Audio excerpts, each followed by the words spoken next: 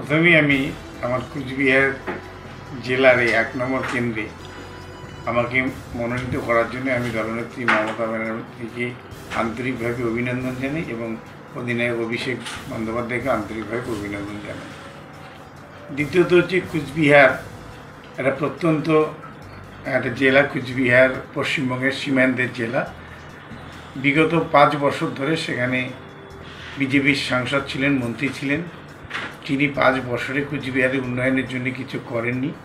আমি কুচবিহারবাসীর কাছে আবেদন করব যে কুচবিহারের উন্নয়ন, কুচবিহারের শান্তি এবং কুচবিহার প্রগতি এবং কুচবিহারের সাম্প্রদায়িক যে সম্প্রীতি তার ধারাকে বজায় রাখা এবং অক্ষুণ্ণ রাখার জন্য তারা সবাই মিলে যেন আমাকে আশীর্বাদ করেন এবং দিদির হাতকে শক্ত করেন এবং দিল্লিতে যেভাবে বিজেপি বাংলার বিরুদ্ধে যেভাবে চক্রান্ত করে বাংলার মানুষকে হাতে মারার চক্রান্ত করছে, তার বিরুদ্ধে সবাই বাংলার মানুষ একসঙ্গে গর্জে উঠে বিজেপির জমিদারিকে রদ করার জন্য আমরা সবাই যেন ঐক্যবদ্ধ লড়াই করি, এই আবেদন আমি কুচবিহারবাসীর কাছে রাখছি।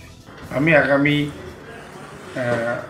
12 তারিখ সকাল 12টার মধ্যে নিউ কুচবিহার স্টেশনে নামব এবং সেখান থেকে আমি প্রথমে আগে কুচবিহার কুলদেবতা মদনমোহনের মন্দিরে যাব। সেখানে পুজো দিয়ে আমি কুচবিহারবাসীর কাছে প্রথম আমার আবেদন জানাবো যে 2024 লোকসভা নির্বাচনে মাননীয় মুখ্যমন্ত্রী মমতা ব্যানার্জি আমাকে কুচবিহারের জন্য মনোনয়ন দিয়েছেন। আজকে তার প্রার্থীপদ ঘোষণা হয়েছে।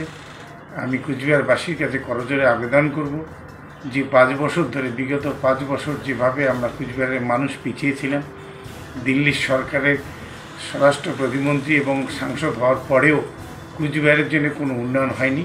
আগামী যাতে সেই উন্নয়নটা আমরা করতে পারি, এই আবেদনটুকু কুচবিহারবাসীর কাছে রাখবো।